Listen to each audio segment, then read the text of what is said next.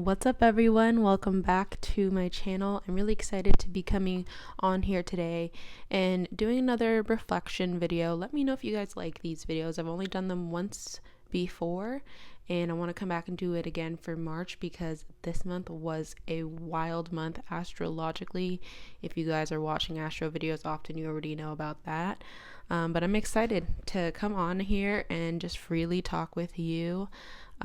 This is like the first time I'm trying out a video where I kind of just like wing it and let that throat motor do its thing. I'm usually, planning stuff out and having my notes out, but I feel like that's sucking the fun out of shit. And I don't like that because the second, the fun starts to leave it, then it's like it goes downhill for me. So we are going to be keeping it fun and just like, letting the thoughts roll out. But I do have my March astrology notes from the beginning of the month that I made, just because, you got to keep track of these notes as an astrologer. You got to keep track of what's going on. So I am going to be looking at this just so we can recap everything that's happened. So this month, March 7th was a big day. On March 7th, we had Saturn entering the sign of Pisces. First of all, why does March 7th feel like it's so freaking long ago? Think about what was going on March 7th. Why does that feel like so long ago? And it's because of all these crazy major shifts. Anyways, we had Saturn entering the sign of Pisces on March 7th. And Saturn is a planet that moves every 2.5 years. So whenever it does move, because it's a slower planet, it's something that we're going to feel a little bit more. So this marked a major shift. And Saturn has a funny relationship with the sign of Pisces because Saturn is about structure and discipline, whereas Pisces energy is the void, is boundaryless. So Saturn and Pisces doesn't really know how to work with each other intuitively. So we can get a little bit of a clash here. We can kind of get, the theme of having two opposing things in our lives, and we don't really know how to make it mesh. Like having interest in, makeup or whatever and wanting to grow in that community, but also having interest in cars and wanting to grow in that community. And it feels like you're living two different lives.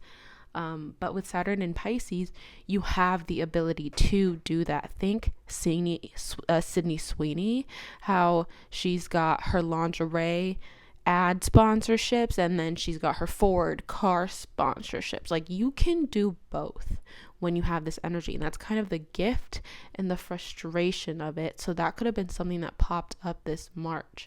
And since Saturn and Pisces it gives us a timeline of 2.5 years. So look at where Pisces is in your chart. Look at that house, study the themes of that house, and know that over these next 2.5 years, we're going to need to be adding some structure to that house, and we're going to need to make it tangible for us in some kind of way. We need to make it real.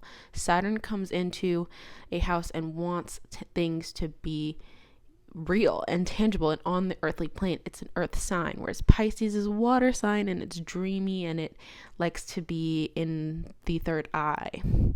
And so Saturn and Pisces is going to look like taking dreams and bringing them into real life, taking things of the third eye and bringing them into real life. Like right now, we're taking astrology and, the concept of divine things and turning it into words. That's very Saturn and Pisces. Or that's just an example of this energy and how it can manifest.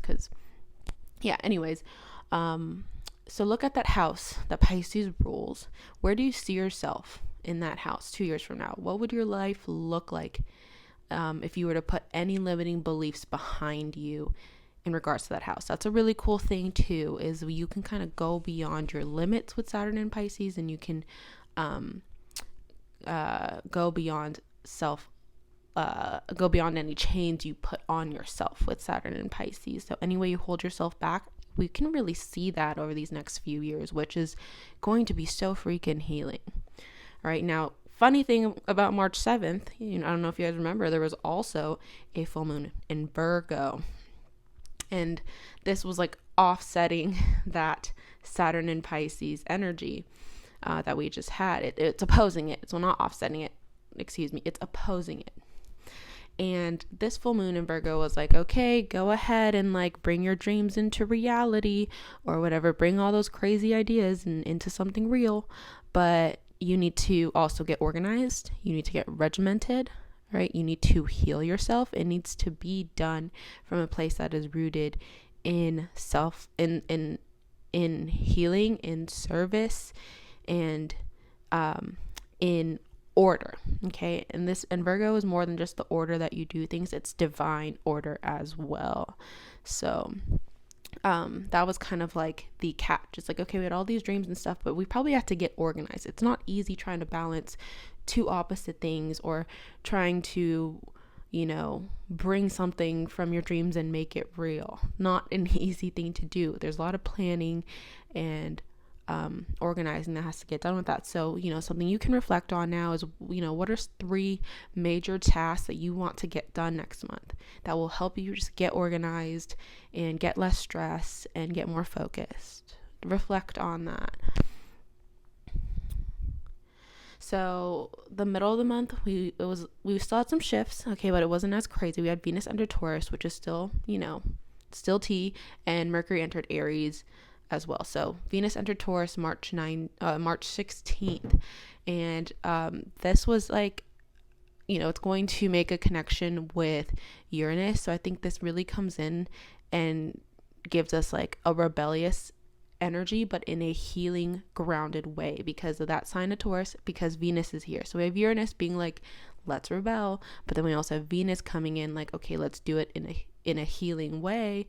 And then Taurus is like, it has to be grounded.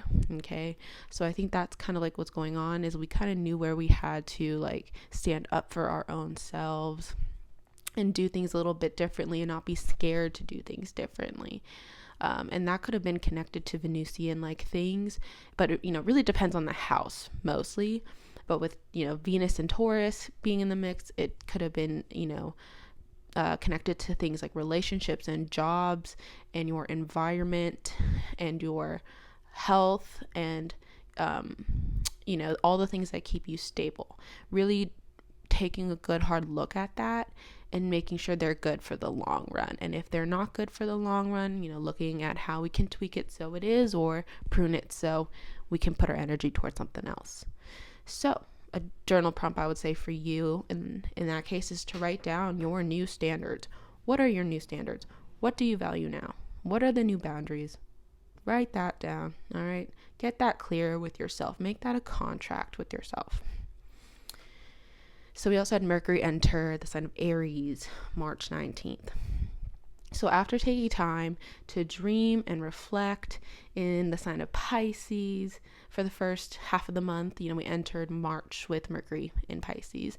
The last half of those months became about initiation. Okay, Aries is the sign of initiation, follow through, and making things happen, having that drive and energy to make things happen. So something that I'm channeling here is that our energy levels could have switched up, and I feel like, really depending on where Mars is for you, you could have had more energy, or if Mars in Cancer is in a really watery, sleepy house, you could definitely be feeling way more sleepy. But either way, their energy's been thrown off. The energy has changed up, and we kind of have to need to learn how to work with it better. But one thing I like about Mercury in the sign of Aries is I feel like it brings in an energy where like maybe your mind can't stop thinking about the mission, can't stop thinking about the goals, can't stop thinking about what it wants to do. I think there's a bit more clarity. I think Mercury in Aries is able to say, I want to get that done. I need to get this done. It can sometimes be a clumsy energy. So our thoughts can be clumsy. Our thoughts can be impulsive. We really have to slow them down this month. That I think is the biggest thing. Slow them down. Take as much time to like pause and take deep breaths and think about the things you're going to do. Think about the things that you're going to say. I think this is an opportune time to learn your chart, learn your astrology chart, learn about yourself, learn your human design, your gene keys, your Myers-Briggs, whatever you want, look at your own psychology, literally use whatever system of understanding the self that you want, because Mercury in Aries is really an opportune time to do that. And I think when you learn your system and you learn your energy, and you, especially human design can really help you learn your strategy and how to go about things in a way that's going to cause you the least amount of resistance. Now, we're not going to avoid resistance completely, because it's part of life, but we can at least know when we're feeling resistance and know how to dance with it. That's what human design can help you do. And so look into that, and hopefully that'll kind of give you an idea of how you can move forward in a more organized way that's working for you and your own individual energy. Mercury in Aries can definitely be a great time to do that. And one thing I would work on is making sure you're following through and making sure you're speaking up for yourself, making sure that throat chakra is like fired up. All right, Mercury in Aries, that throat chakra wants to be fired up. So if we've been holding shit back, if we've been holding in secrets, if we've been holding in whatever, Mercury in Aries is going to be like, we need a roar. We need a roar. We need to let it out. It has to come out. So I would give yourself the space to do that. Give yourself the space to scream into your pillow.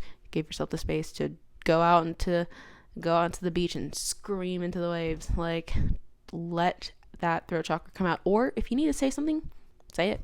Mercury in Aries is that confrontational energy. And in my perspective, if we have the sign of Aries for a reason, okay? Mercury's in the sign of Aries for a reason. The universe says, say it. If you got something to say it. Get it out there. Like, don't leave it stuck in your brain. So my journal prompt for you would be like, what holds you back? What holds you back? And what are you going to do to dance with that obstacle and move through it? Okay. So then on March 20th, we had the sun enter the sign of Aries. All right. We were building up from this Pisces stellium to this Aries stellium. And that shift is a big one. All right. And this marked the astrological new year. March 20th. This was, when the sun entered the sign of Aries and it restarts its journey throughout the wheel. So this is spring equinox. This is the astrological new year. This is a new season. And so this was an opportune time to set intentions and invite in a new beginning for yourself. And you still have time to do that. Okay. We have another new moon, and it's an eclipse in the sign of Aries in April.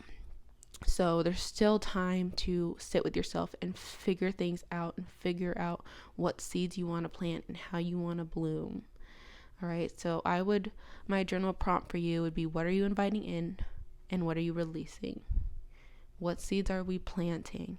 That is where you got to come in and be like organized and methodical and have a method to it that makes sense, a method to it that is going to progress you, because that's what Saturn and Pisces is going to require of whatever, intention you're trying to set here. And then on March 21st, literally the next day, we had a new moon in Aries. So there was so much, just an indicator, a big surge in the house that Aries rules in your chart. There was a big surge of energy there of just newness. So be adaptable in that area. Be ready to ride that wave of change when it funnels in to your life. You can't do things the same in the house that Aries rules. So, if it's in the 10th house, work's going to have to change up. You might have a change there and you got to ride with it. If it's in the 4th house, home life, it might change up. You got to ride with it. So look at your house. But yeah, this new moon in Aries, I feel like the universe is basically summoning up pioneers in that area of life. It says you have been chosen to be a pioneer in that area of life. So this is where you gotta claim courage here. You gotta claim confidence here. You gotta be unafraid to mess up. All right. Remember that failure gets you closer to success. It's a fast track to success. Failure is a fast track to success because it's where you are learning. It's where you're gaining wisdom. It's where you're gaining knowledge. It's where you're beginning to understand the trade. So don't be afraid of failure. My journal prompt for you would be, what's your style? How do you like to do things? All right. How do you like to do things? What's your style? Now, March 23, Pluto entered Aquarius. And this energy, it's intense. It's intense, and I think it affects us on such a shadow subconscious level. It affects us in ways we may not be, aware of or realizing. It's a sneaky energy, Pluto. It's not obvious. Pluto likes to, think of like a little scorpion, and it likes to keep small and sneak around. So that's how this energy is going to funnel in. Even though it's in the sign of Aquarius, it's still sneaky. So it also will depend on the house too. If you have it in more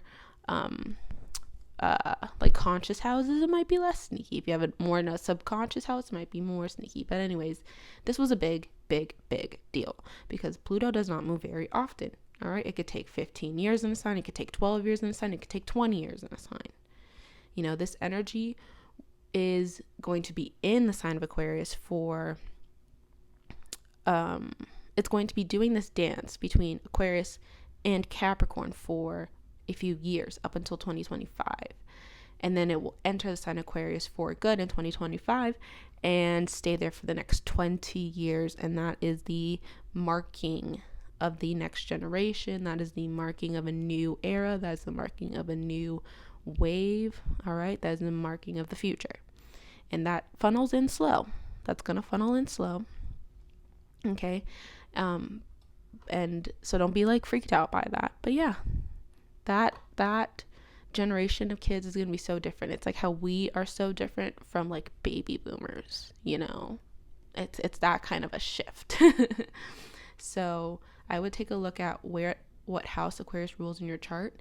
And I think in that area, be ready for like a slow funneling, like change on a maybe subconscious level. But also keep in mind that the subconscious mind is a very, very powerful thing. It literally rules over all the things that we don't have to think about. So all the things that you don't have to think about could be coming up for transformation. Okay. And I speak of subconscious mind because Pluto, I think, rules over subconscious energy and how that, and almost like what's the word I'm looking for? Almost like the lens of that next generation becomes our subconscious energy, and then the way that next generation might subconsciously operate. But right now, you would be feeling a change in that house that Aquarius rules. And it would be this change and this urge to empower yourself in that house. It would be a change and an urge to transform that area. And I think you can have like a 20-year game plan in this area. Let's say you have it in your 10th house, 20-year game plan for your career. What's that going to look like? This is a slow funneling, slow transformation, slow empowerment. Okay. Also, like, look towards little upgrades you can make right now while Pluto's in Aquarius before it's going to retrograde back into Capricorn, which you have, months on end for that. I don't know when the exact date it'll retrograde back in Capricorn, but you can look that up. But you have a long time to kind of start to upgrade that house, start to empower that house now, start to take a look at what needs work, what needs, what's the word? I'm not trying to say like what's weak about that house, but like what is fragile. That's a good word for it. What is fragile about that area of your life? Like start addressing that, start unearthing that. Pluto in Aquarius is going to want you to unearth all of your subconscious behavior in regards to that house. So very interesting. And Aquarius also rules over the collective, and so there's a lot of empowerment in terms of the collective. There's a lot of transformation in terms of the collective, and I think the collective is becoming really, really smart and intelligent. Pluto in Aquarius is highly intelligent energy. You have king of the underworld, powerful god Pluto in Uranus's sign of Aquarius, of the innovator. Okay, it's the Aquarius energy is altruism. When I think of Aquarius, I think altruism. I think the greater good. And so it's like going to be kind of this mesh because you have underworld Pluto coming into the sign that represents the greater good of the people, right? But I think that manifests in real life where it's like our own underworld comes up to the surface and is ready to transform so we ourselves can be part of the greater good, can be better for the people around us and for our own selves, of course. This energy feels like unearthing, like mold, in your house that's been building. You got to unearth that. You got to get that some light. You got to clean that out. You got to get your hands dirty and go all in and clean that out. But once you do, like, things can heal. And that's kind of the vibe that I get for the collective with Pluto in Aquarius, and the transformation that I'm seeing for the collective here. We're going to unearth all the gunk. And there's a lot of fucking gunk. If you've been into like esotericism and conspiracy theories or anything like that, those things are definitely, going to be unearthed. If any of them are true, those kind of topics come up. Aquarius energy loves conspiracies. Pluto energy loves conspiracies. So it'll be interesting to see what goes on in that area. But my journal prompt for you for Pluto and Aquarius would be, what are some underlying fears that you have? All right. And for every fear that you have, I want you to write yourself a note of encouragement. Okay. Then on March 25th, we had Mars enter the sign of Cancer.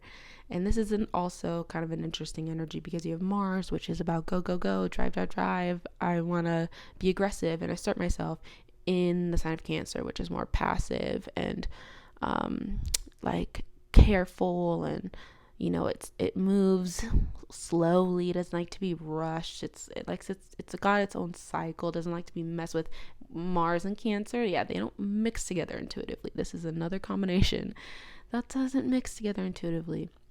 But I think what you get here is, one, cutting ties with your past. Mars rules over cuts. Cancer rules over the past. So if Mars comes into this house and says, all right, this is where you're holding your past, I'm going to cut some stuff off.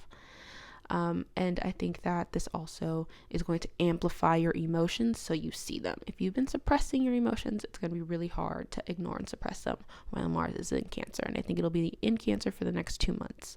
So with Mars in Cancer, you want to make sure that you are, addressing those emotions and giving yourself an outlet to release that, so it doesn't come back and attack you in other ways. When we hold and suppress an anger, it's going to stay in our body, and it starts to attack our body. It starts to cause pain and stress. It starts to, attack the subconscious and cause anxiety and put the nervous system in fight or flight and yada, yada, yada. Mars in Cancer comes in and says, okay, whoa, this is not an okay way to be functioning. I'm going to amplify this so that way you see it and you can let it out. And we're going to pull it all out. So this is where, if you need to cry, fucking cry. Get it out from all 7 chakras, from the root up. Cry it out. If you are angry and you want to punch something, go punch a pillow, or go punch something safe to punch, and don't hurt yourself or whatever, but you know what I mean. Try to release the energy in a healthy way. If you have a lot of anger and you have a lot of stuff stuck in your throat chakra, write it out, talk out loud to yourself. Who cares if you're talking to yourself? If you need to cuss somebody out, go cuss out the chair, whatever you need to do to let it out. Be safe and be healthy with it, of course, but let that out while Mars is in Cancer. It's just it's going to cleanse the aura. It's going to cleanse the body. I can already feel a exhale coming in as I'm talking about this. So, yeah. My journal prompt for you would be, how has your body been feeling lately? What does it signal to you in regards to your well-being? What energy from the past still lingers? And how can you purge that out? That would be my journal prompt for you. Okay, I also wanted to look at the Gene Keys, and we're just going to focus on the key to prosperity aspect. And the key to prosperity is what are we here to do with this energy? And what came up was Gene Key 25. Richard Rudd titled this The Myth of the Sacred Wound. Okay. And of course, we'll talk about it on a shadow level, on a gift level, and on a city level. And if you don't know what that is, basically the shadow level is one frequency. The gift level would be a higher frequency to that, and the city level is this energy at its highest expression, its most divine expression. So on a shadow level, Gene Key 25 talked a lot about constriction and how that is connected to love. Constriction exists where love is absent, and then where love is, things grow. That's how you know something is actually love, because it helps you grow, it nurtures you. Okay. And this Gene Key talked about how we begin our constriction training really young, and how we can take on the breathing patterns of our ancestors. Okay, because we start to learn breathing patterns in the womb from our mother. We are already learning. And if, and the number one way us humans constrict ourselves is through our breathing. And we don't even understand how much that affects our body and our health. Oxygen is so important for us, obviously, to keep this body running smooth and easy. And a lot of us don't breathe deep enough, and we don't breathe in the right way. So that is the number one way as humans constrict ourselves. The second most common way as humans constrict ourselves is with time. We always think we don't have enough time. We always think that we have to pack a bunch of things to do on our list, and that also can kind of create a lot of limitations on us that we might not be super aware of. Time is actually something that you can slow down, and believe it or not, when you stop and pause more often throughout the day feels longer. And I think it's because you are stopping and and being conscious for more time throughout the day. And when we look back at our day, we're going to remember the things we were conscious about, not the moments when we were just on autopilot flying through our day. And if you're on autopilot flying through your day and you're letting that roll out through your weeks and through your months, you're gonna be on autopilot for the rest of your life and not even realize it. And so I think if you want to feel like you have more time throughout the day, take time to just stop, pause, and take deep breaths, and just be conscious of yourself and of your feelings and of your emotions. All right. And, try doing that once a day. Build it up to 2 times a day. Build it up to whenever you feel like it. I just lost my train of thought there, but it's okay, because I was going to go off on a personal tangent, but let me not right now. Let me not right now. But one thing I will say, though, is that, try it. Definitely. I learned about this technique from The Art of Contemplation by Richard Rudd. That's a really excellent book to read. If you want to check that out, I will link it down below. But he talks about contemplation and slowing down time in that book. And so try this out. Stop constricting yourself when it comes to time. Saturn is in Pisces right now, and Saturn to me is one of these planets that really have an effect on cycles and time. And it's in Pisces right now, where it's kind of boundless. Okay, so this energy right now, I think we can really use that to find more time for ourselves, find more time to slow down. Okay, that Mars in Cancer energy is so restless, because Mars has been in the sign of Gemini for way too long. It was so stuck and stagnant for 6 months, and now that it's in Cancer and it's moving and it's gaining momentum again, it's a little all over the place. It's a little clumsy. So slowing down and being conscious of how quickly you're moving can also be a way of dancing with that Mars in Cancer energy. Now, going back to the theme of constriction, I think this energy of March really showed us not only where constriction is in our life, but how we respond to that constriction and how that shapes our life. And the truth is that when you're faced with constriction, you're either going to suppress it and let it constrict you, and you're going to live a life half-lived, or you're going to do the opposite and you're going to address it, and you're going to try to find maybe a purpose or reason or way to unwind that constriction and enter a higher, reality. After that, enter a more free reality after that.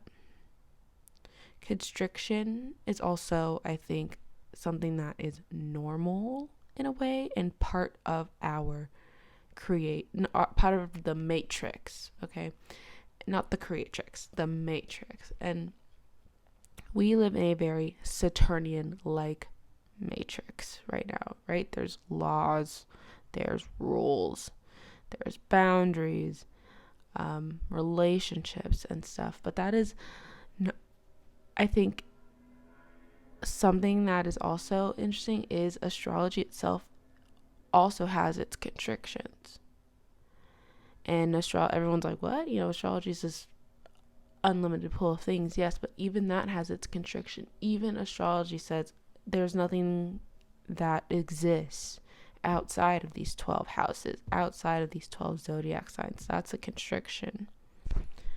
And so knowing where constriction in our life is causing an absence of love, causing suffering, versus something being a boundary, a healthy boundary that keeps things contained and keeps things structured. Okay, I think that's something that March tried to show us. Where is there structure? Where is there constriction? And how are we responding to that? And where can we grow more love through freedom? Okay. And I think the reason why constriction is such a main theme coming through is because it is a manifestation of fear that I think wants to be undone with this Saturn and Pisces energy that we have.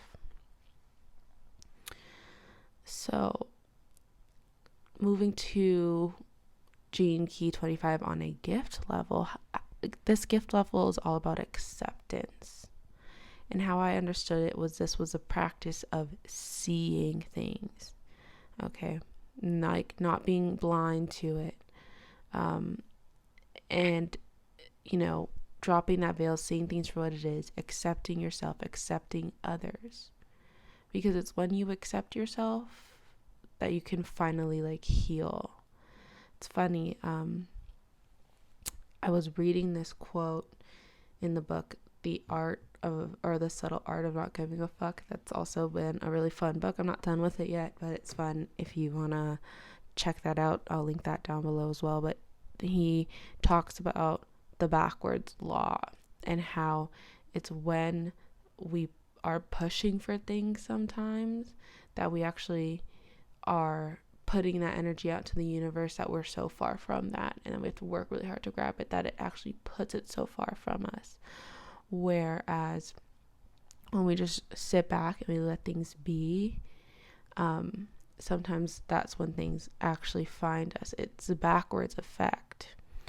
And I think that applies here, where the second, if you keep ignoring yourself and you keep suppressing yourself, thinking that will help you, be better for other people, thinking that'll help you love yourself more because you're not looking at the parts of you that you don't love, thinking you could just put that away and keep it moving, thinking that will get you the right relationships and and that will make you feel good about yourself, and that never does make you feel good about yourself. But it's when you accept yourself and you address the bullshit and you unearth, all that has been suppressed, that is when you can actually go in, get your hands dirty, clean it up, and love can start to bloom in your life again. Because it's not going to bloom on a moldy surface. You know what I mean? So, and this a metaphor of like unearthing a suppressed box within ourselves. It's not easy. We have to build up a lot of courage to open up that box and to see it for what it is. We have to embrace the human wound and accept pain. We have to open up our heart to pain, because that's the only way to transform it. And once you transform it, you clear the energy out, and love can start to flow back through again and heal you. Okay? So acceptance and seeing it everything for what it is, that's this energy on a gift level. And I think that's what we're hopefully moving into, is accepting ourselves for what we are. And, we stop trying to fit into places where we don't fit. Instead, we sit back and we, curate a life that fits us. Instead of trying to fit into a life, we create a life that fits us. And hopefully we accept our wounds and we start to transform it. We start to heal that. We start to clean up the garden, pulling out all the weeds so we can plant new seeds and bloom new flowers. Now, on a city level, so this is the highest vibration of or expression of this energy, is universal love. And having love for the imperfections, because those imperfections have contributed to like the grand song. It's like listening to techno music versus in-person real life like instruments. Very different vibes. They're both awesome, but very different vibes. And the thing with techno music is it's so calculated, it's so perfect, it's almost like robotic, and that's what's cool, and that's one flow. But then when you listen to raw live music, there's imperfections there. You have humans doing it. They get off beat sometimes and they get back on beat. Unpredictable things happen on stage all the time, but there's something beautiful about that as well. And this energy, I think, really talks about finding beauty in that, in the song of your life, and in its human flaws and mess ups and everything, and understanding that this is all playing out to one bigger story that we don't even maybe know or understand the story yet, and we're not meant to, and that's okay. We'll find it out as we go. This energy also points out that it's important to note that there are different variations of love as well, different types of love. There's romantic love, platonic love, there's universal love, there's all types of love. But what's crazy is how it's so hard for us to see and accept universal love in our lives, but it's so easy for us to accept suffering in our lives. Like, us humans are addicted to suffering for whatever reason. We have this belief that it is, through suffering that good things happen. And in a way, that's true. You suffer at the gym, you get the body. You suffer and you face your wounds, but then you get to transform them and heal. So yeah, in a lot of ways, you do have to go through that process. But I think we have been manipulated to go about it in a way that is not true to healing, and that is not true to ourselves, and where we're not really pulling the roots out, where we're not really healing. And I think that is something, that the collective is healing from. And I think something about, taking a look at the imperfections in our lives and where suffering is, where constriction is, where love lacks and where it is and whatnot. I think looking at those wounds, that is a very sacred process that can reveal purpose. That is literally key to purpose, is through those wounds, is through accepting yourself and taking responsibility for your own suffering too. So let me tell you the story. I think I might have told it on my channel before, but I'll tell it quickly. Is I saw this hypnotist the other day, just a speaker, and he talked about how when he was a kid, he slipped on a wet rock and banged his head so hard on the rock that his brain ricocheted off the front of his skull. And that caused such an intense pain that he was so sensitive to light and sound that he literally could not function on the day-to-day.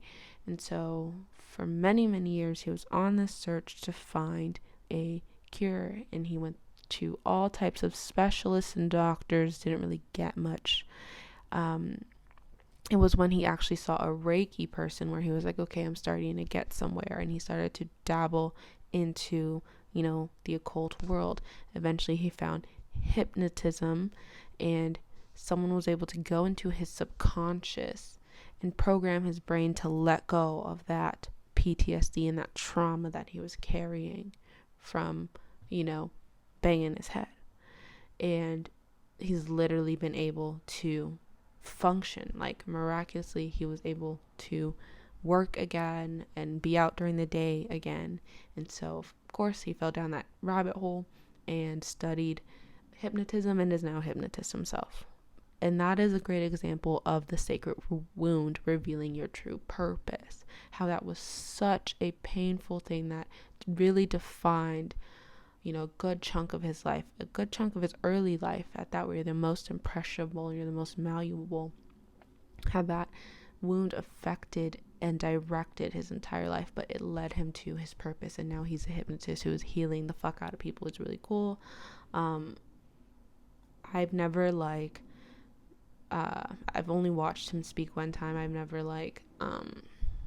had his service, so I'm in no position to recommend him, but look up hypnotists around your, town, see what you find. I think that's a really cool thing that I've been wanting to get into. So, and I've been looking into it more and more. So as I study it, right now I'm studying it independently, just trying to find a teacher. But as I study it, you guys want to know about it, tell me. Maybe I'll start talking about this, but we'll see. Anyways, getting back to this city at the highest level, I think too that us humans are going through this upgrade and this quantum leap this month.